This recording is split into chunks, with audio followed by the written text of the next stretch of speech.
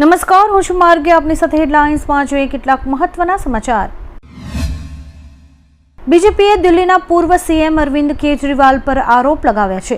દિલ્હી સરકારમાં મંત્રી પ્રવેશ વર્માએ કહ્યું કે કેજરીવાલના શોખ નવાબ જેવા છે, તેમનાથી કોઈ ખુશ ન રહી શકે. વધુમાં તેમણે કહ્યું કે પંજાબમાં આપ સરકારનું જવું નિશ્ચિત છે. ભગવંત માનના 4 ઘરો પર કેજરીવાલ અને સંજય સિંહનો કબજો છે. ભગવંત પણ કેજરીવાલથી પરેશાન છે. આ આરોપો સિવાય તેમણે કેજરીવાલના 95 લોધી સ્ટેટ ખાતેના ઘરનો ફોટો પણ શેર કર્યો હતો. ફિલ્મ અભિનેતા અક્ષય કુમારની પુત્રી નિતારા કુમારને ઓનલાઈન ગેમ રમતા સમયે એક અજાણ્યા શખ્સે વલ્ગર મેસેજ કર્યો હતો. આ મામલે સાયબર પોલીસે કાર્યવાહી કરી છે. મહારાષ્ટ્ર સાયબર પ્રમુખ યશસ્વી યાદવે જણાવ્યું કે મહારાષ્ટ્ર સાયબરે આ મામલાને ગંભીરતાથી લઈને તેની તપાસ કરી હતી. અત્યારે આરોપીની ધરપકડ કરાઈ છે. અમેરિકાના રાષ્ટ્રપતિ ડોનાલ્ડ ટ્રમ્પે ઈરાની વિદેશ મંત્રી અબ્બાસ અરાઘચી સાથે સંભવિત વાટાઘાટો આગળ વધારવા માટે તેમના ખાસ દૂત સ્ટીવ વિટકાફ અને સલાહકાર જેરેડ કુશનરને પાકિસ્તાન મોકલવાનો નિર્ણય લીધો છે. ઉપરાષ્ટ્રપતિ જેડી વાન્સ હાલમાં મુલાકાતમાં હાજરી નહીં આપે, પરંતુ જો વાટાઘાટો આગળ વધશે તો તેઓ મુલાકાત લે તેવી અપેક્ષા છે. જોકે આ વાટાઘાટો પર તમામ દેશોની નજર રહેશે. દેશભરમાં તીવ્ર ગરમીનો અનુભવ થઈ રહ્યો છે. પંજાબ, હરિયાણા, દિલ્હી, રાજસ્થાન, ઉત્તર પ્રદેશ, મધ્યપ્રદેશ અને છત્તીસગઢના ઘણા ભાગોમાં આગામી 4 દિવસ સુધી ગરમીનો પ્રકોપ ચાલુ રહેવાની ધારણા છે. રાત્રિમાં પણ તાપમાન ઊંચું રહેશે, જે 42 થી 45 ડિગ્રી સેલ્સિયસ સુધી પહોંચશે. દરમિયાન આસામ, મેઘાલય, અરુણાચલ પ્રદેશ, નાગાલેન્ડ, મણિપુર, મિઝોરમ અને ત્રિપુરા જેવા ઉત્તર પૂર્વીય રાજ્યો માટે ભારે વરસાદ અને તોફાનની ચેતવણી જારી કરાઈ છે. ચૂંટણી આડે હવે ગણતરીના દિવસો બાકી છે. ચૂંટણી પૂર્વે જ્ઞાનીબેન ઠાકોરે દિયોદર ખાતે એક સભાને સંબોધતા બીજેપી પર આકરા પ્રહાર કર્યા હતા. આ સાથે જ ભાવુક થઈને જ્ઞાનીબેને સભામાં જણાવ્યું કે નવો જિલ્લો બનવા માટે દિયોદર સંપૂર્ણપણે હકદાર હતું. વધુમાં આરોપ લગાવતા તેમણે કહ્યું કે સરકારે આપણી સાથે અન્યાય કર્યો છે. જે વિકાસ અને સત્તા આપણને મળવી જોઈએ તે છીનવી લેવામાં આવી છે. હવે સમય આવી ગયો છે કે જનતા આ અન્યાયનો જવાબ આપે. યુએસ કંપની એન્થ્રોપિકનું નવું એઆઈ મોડેલ ક્લાઉડ માયથોસ વૈશ્વિક બેન્કિંગ સુરક્ષા માટે મોટો ખતરો બની ગયું છે. આ મોડેલ મિનિટોમાં જટિલ પાસવર્ડ અને સુરક્ષા સિસ્ટમ્સ તોડી શકે છે. હેકર્સ તેનો ઉપયોગ કરી શકે છે. તેની ગંભીરતાને ધ્યાનમાં રાખીને નાણામંત્રી નિર્મલા સીતારમણે આરબીઆઈ અને આઈટી મંત્રાલય સાથે એક ઇમરજન્સી બેઠક યોજી હતી. દરમિયાન તેના કોડ લીક થવાની સંભાવનાએ વિશ્વભરની બેન્ક્સને એલર્ટ આપ્યું છે. અમેરિકાએ ઈરાન પર મોટો આર્થિક હુમલો કર્યો છે. તેણે ચીનની હેંગલી પેટ્રોકેમિકલ રિફાઇનરી અને 40 શિપિંગ કંપનીઝ અને ટેન્કર્સ પર પ્રતિબંધ લાદ્યા છે. રિફાઇનરી પર વ્યાપક ઈરાની તેલનું પ્રોસેસિંગ કરવાનો આરોપ છે. ઈરાની તેલના પરિવહન માટે શિપિંગ કંપનીઝ અને ટેન્કર્સ પર પણ પ્રતિબંધો મુકાયા છે. અમેરિકાના પગલાંથી ઈરાનની પહેલેથી જ સંઘર્ષ કરી રહેલી અર્થવ્યવસ્થા પર વધુ અસર પડશે.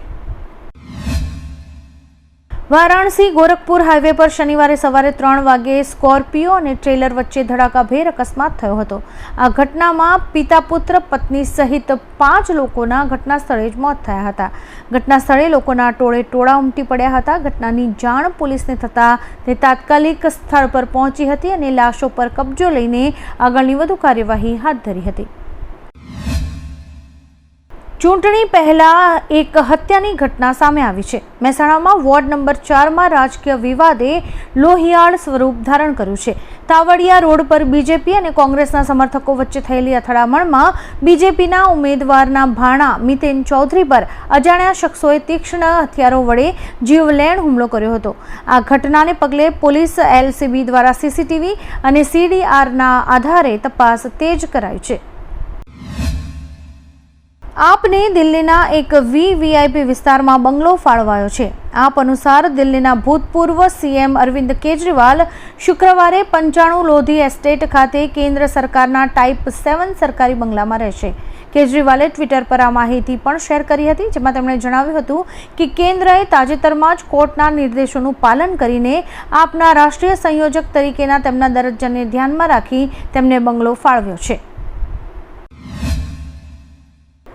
માતા વૈષ્ણો દેવીની યાત્રા કરતા યાત્રાળુઓ માટે એક સારા સમાચાર છે। શ્રીનગર અને શ્રી માતા વૈષ્ણો દેવી કટરા વચ્ચે દોડતી વંદે ભારત એક્સપ્રેસને 30મી એપ્રિલથી જમ્મુ તાવી સુધી લંબાવવામાં આવશે। વધુમાં ટ્રેન હવે 8ને બદલે 20 કોચ સાથે ચાલશે। કેન્દ્રીય મંત્રી ડોક્ટર જીતેન્દ્ર સિંહે આ જાહેરાત કરી છે। તેમણે કહ્યું કે આનાથી વિસ્તારમાં પ્રવાસન વિકાસ અને કનેક્ટિવિટીને વેગ મળશે। મણિપુરના ઉખરુલમાં ફાયરિંગની 2 ઘટનાઓમાં 3 લોકોના મોત થયા છે। કુકી અને નાગા આદિવાસી સમુદાયોના સશસ્ત્ર જૂથો વચ્ચે થયેલી અથડામણમાં અનેક ઘરોમાં આગ લાગી હતી અને મહિલાઓ સહિત 5 અન્ય કુકી ઘાયલ થયા હતા। અધિકારીઓના જણાવ્યા અનુસાર પહેલી ઘટના જિલ્લાના મુલ્લામ ગામ નજીક બની હતી, જ્યાં સુરક્ષા દળોએ 2 મૃતદેહ બહાર કાઢ્યા હતા। મૃતકોના શરીર પર ગોળીઓના નિશાન મળી આવ્યા હતા। ઈરાનના વિદેશ મંત્રી અબ્બાસ અરાઘચી પાકિસ્તાનની મુલાકાતે છે એવી અટકળો હતી કે તેઓ ત્યાં એક અમેરિકન પ્રતિનિધિ મંડળ સાથે મુલાકાત કરશે, જેના કારણે શાંતિ વાટાઘાટોનો બીજો તબક્કો શરૂ થશે। પરંતુ ઈરાને આ વાતનો સ્પષ્ટ ઇનકાર કર્યો છે। ઈરાનના વિદેશ મંત્રાલયના પ્રવક્તા ઇસ્માઇલ બકાઈએ ટ્વિટર પર પોસ્ટ કરીને કહ્યું કે ઈરાનના વિદેશ મંત્રી ફક્ત ઉચ્ચ સ્તરીય પાકિસ્તાની અધિકારીઓ સાથે જ મુલાકાત કરશે, અમેરિકાના પક્ષ સાથે નહીં।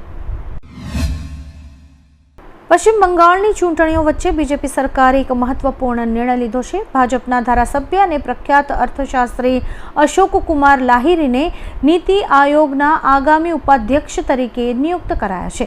અશોક કુમાર લાહિરી નીતિ આયોગના વર્તમાન ઉપાધ્યક્ષ સુમન બેરીનું સ્થાન લેશે। સુમન બેરી મે 2022માં આ પદ સંભાળ્યું હતું। ચૂંટણી વચ્ચે આ નામની જાહેરાત કરાતા રાજકારણ પણ ગરમાયું છે। અમેરિકા ઈરાન વચ્ચેની વાટાઘાટો નિષ્ફળ રહેવાની આશંકા છે। આ વચ્ચે ભારત સહિત ઘણા દેશોએ તેમના નાગરિકોને ઈરાન તાત્કાલિક છોડવાની અપીલ કરી છે। ભારત, રશિયા, બ્રિટન, ચીન અને તુર્કીએ ઈરાનમાં તેમના નાગરિકો અને વિદ્યાર્થીઓને ઈરાન છોડવાનો આગ્રહ કર્યો છે। આપને જણાવી દઈએ કે જો શાંતિ મંત્રણા નિષ્ફળ જશે તો યુદ્ધ થવાની પ્રબળ શક્યતાઓ છે। આ વચ્ચે અમેરિકાએ પણ ફરી હુમલો કરવાની પૂરી તૈયારીઓ દર્શાવી છે। આરબીઆઈએ પેટીએમ પેમેન્ટ બેંકનું લાયસન્સ રદ કરવાનો નિર્ણય લીધો છે। બેંકનું ખરાબ સંચાલન, નિયમો અને શરતોનું પાલન ન કરવા બદલ આ કાર્યવાહી કરાઈ છે। આ પહેલા 2022માં નવા એકાઉન્ટ ન ખોલવા પર અને 2024માં ખાતામાં પૈસા જમા ન કરવા ઉપર પણ પ્રતિબંધ લગાવાયો હતો।